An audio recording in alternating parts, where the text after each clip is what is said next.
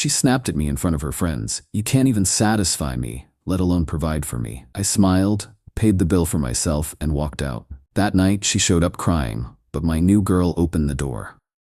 Hey viewers, just a quick thanks. Over 14% of you are already subscribed, and it means the world.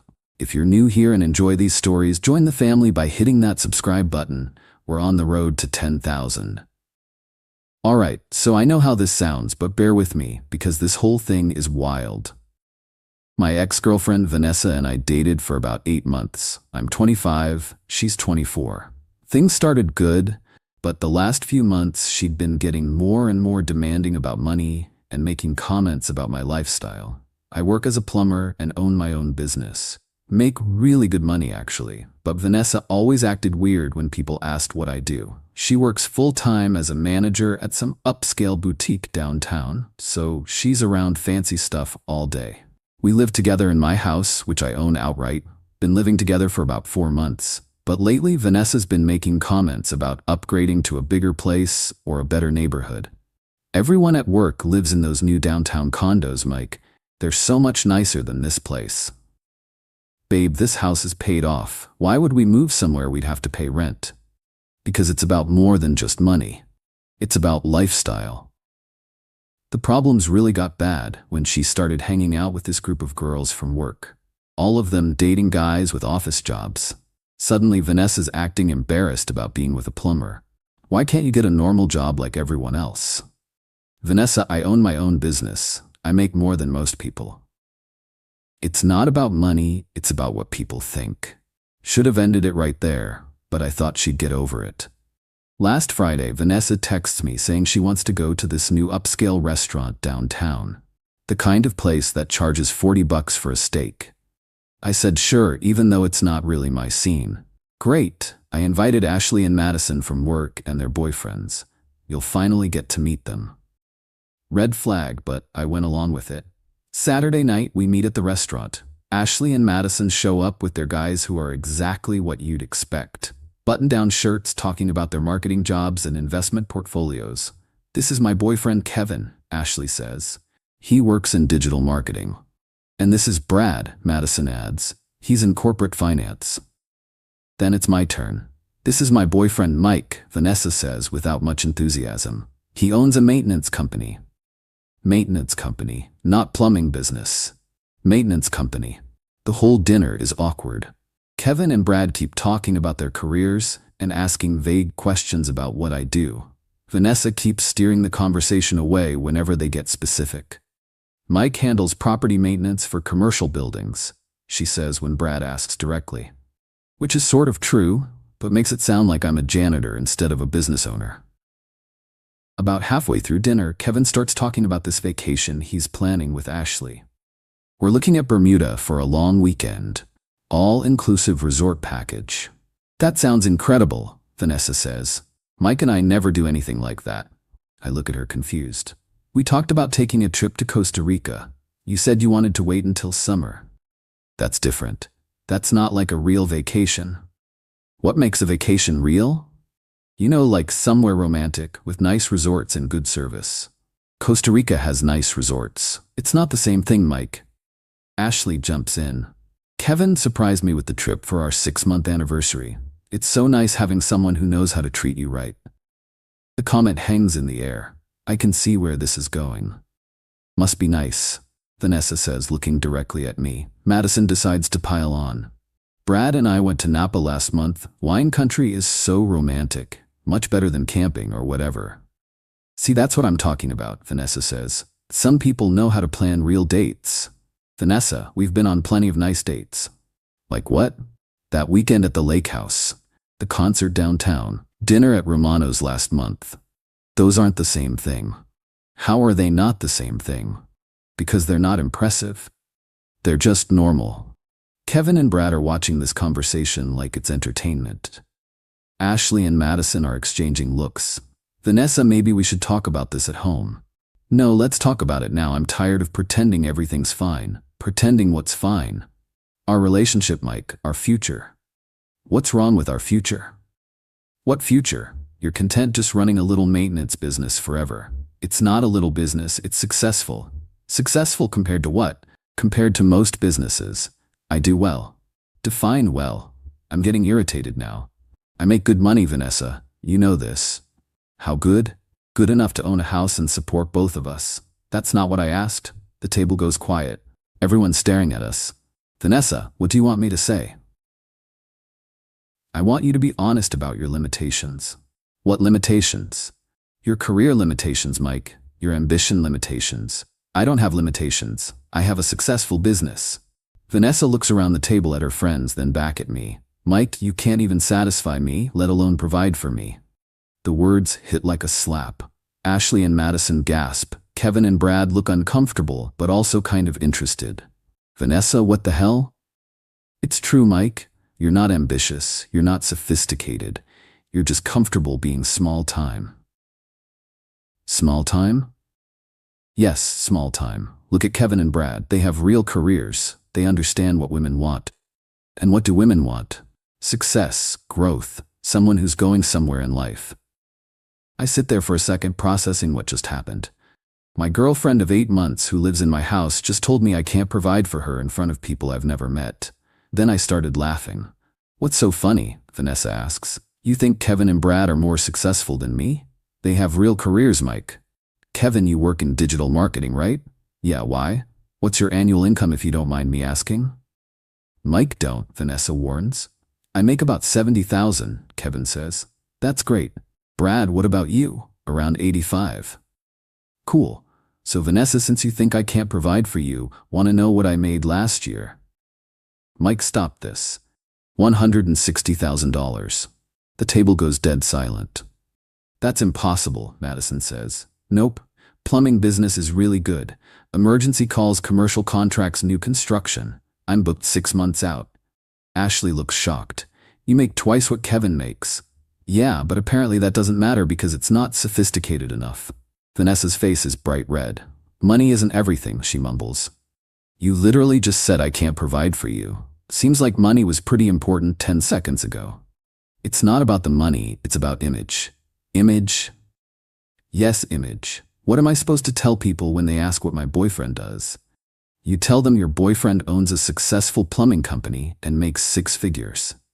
It's not the same thing. You're right. It's better because it's real success, not just a fancy title.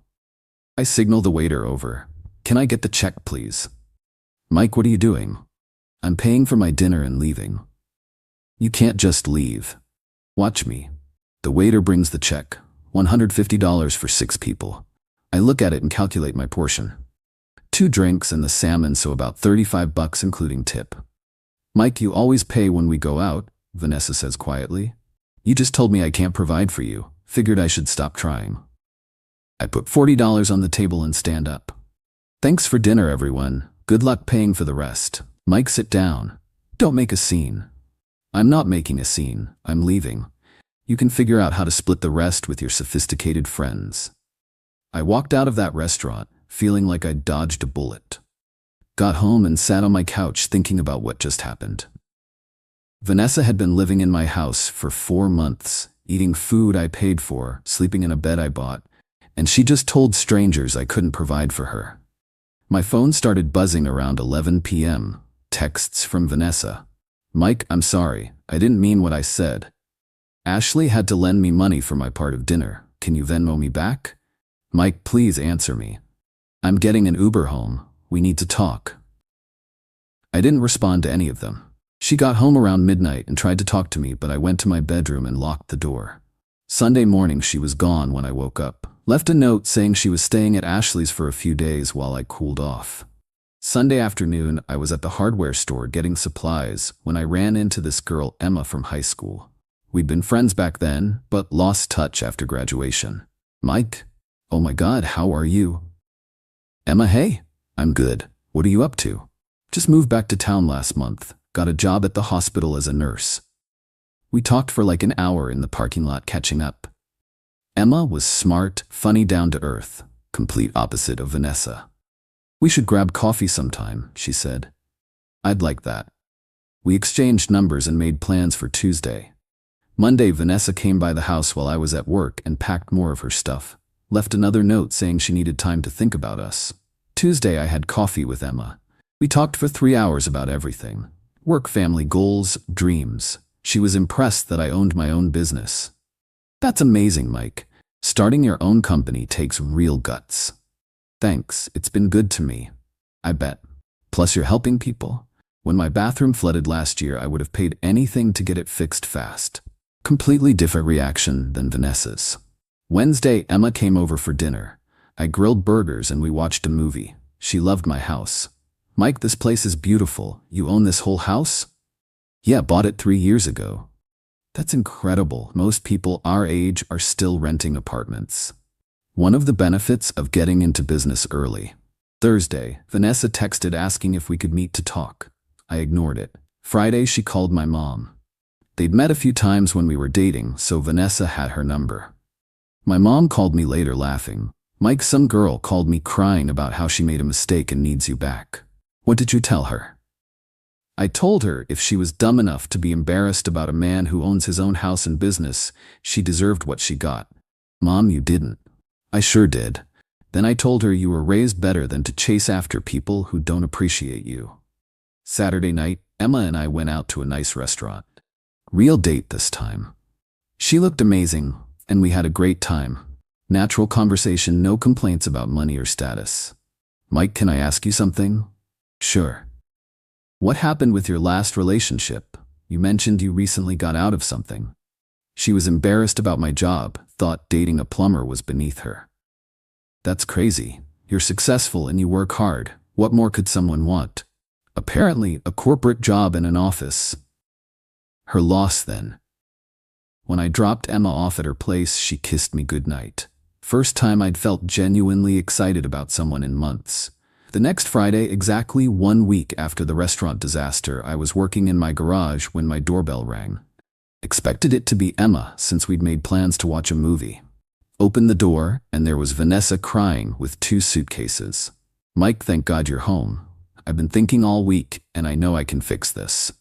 Vanessa, what are you doing here? I'm here to apologize and move back in. I realize I was completely wrong. You can't just move back in. Mike, please just listen. I talked to Ashley and Madison, and they both said I was crazy for saying what I said. So your friends had to tell you that you messed up? That's not the point. That's exactly the point. Mike, I know I screwed up, but we can work through this. There's nothing to work through. Yes, there is. I love you. You love me now that your friends told you I make good money. That's not true. Before I could say anything else, another car pulled into my driveway. Emma getting out with takeout bags and a bottle of wine. Vanessa turned around and saw Emma walking up. Who is that? That's Emma. Emma who? My girlfriend. Vanessa's face went white. Your girlfriend? Yeah, we've been seeing each other. For how long? About a week. Emma reached the door looking confused about why Vanessa was crying on my doorstep. Hey babe, Emma said, giving me a quick kiss. I brought Thai food. Everything okay? Everything's fine. Vanessa was just leaving. I was not just leaving. Mike, we lived together. You moved out, remember? You needed time to think. I didn't say I was moving out permanently. You packed your stuff and left. That's moving out. Emma stepped forward. Hi, I'm Emma. I don't think we've met. I'm Vanessa, Mike's girlfriend. Ex-girlfriend, I corrected. Mike, tell her we're working things out. We're not working anything out, Vanessa. I'm not leaving until we fix this. There's nothing to fix. You showed me what you really think of me. Emma looked between us, then at me. Mike, should I come back later? No, you should stay. Vanessa should go. This is unbelievable. You're replacing me already? I'm not replacing anybody. I'm moving forward with someone who respects what I do. Mike, I respect you. You respect me now that you found out I make more money than your friends' boyfriends. That's not why. That's exactly why. You were fine disrespecting me until you realized you looked stupid. Emma's eyes widened. She disrespected your job? Among other things. Mike, I was wrong. I admit it. Vanessa, you weren't wrong. You were honest. You showed me who you really are. She stood there crying with her suitcases for another minute, then finally loaded them back in her car and left. Emma and I went inside and she asked what that was about. I told her the whole story. Her reaction was perfect. Mike, she sounds awful. Who says something like that about someone they supposedly love? Someone who cares more about what other people think than about reality. Well, I think what you do is impressive. You built something from nothing. That was 6 weeks ago. Emma and I are official now, and things are amazing. She's proud to tell people I own my own business and never makes me feel like I need to apologize for my success. Vanessa tried calling a few more times, but I blocked her number. Ashley reached out once to say most people at their work thought Vanessa was out of line at dinner. Last week I ran into Kevin at the gas station. He seemed embarrassed, but came over. Mike, hey man, look about that dinner. Don't worry about it. Nah, I feel bad. Vanessa was really harsh, and honestly, I was impressed when you told us what you make. Thanks. For what it's worth, she's been pretty miserable since you guys broke up. Keeps asking Ashley about you. That's unfortunate. She moved back in with her parents. Apparently couldn't afford her own place without your help. So Vanessa went from living in my paid-off house to moving back home. Interesting how that worked out. The whole thing taught me that some people care more about appearances than substance. Vanessa wanted a boyfriend who looked impressive on paper even if he couldn't provide what I could. She got so caught up in what her coworkers thought that she threw away financial security for social status. Now she's back at her parents' house while I'm with someone who appreciates what I've built. Sometimes the best revenge is just letting people face the consequences of their own choices.